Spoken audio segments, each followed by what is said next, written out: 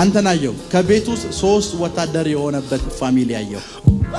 3 ወታደር ያለበት ፋሚሊ አየሁ። ከ3ቱ ቤተሰቡ የተጽናና ያለው በዚህ ልጅ ነው። ቡም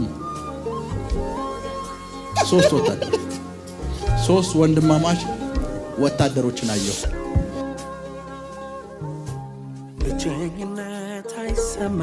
ሆድ የሚያስብሱ የሚያስለቅሱ ነገሮች ውስጥ ነው አንተን ማይ ግራ ገባ። ቤት በኩል ሄድ፣ በዚህ ሊድ እግዚአብሔር ሆይ ምንድነው እየሆነ ያለው? እግርህን ያሳየው ሰው የለም አይደለ?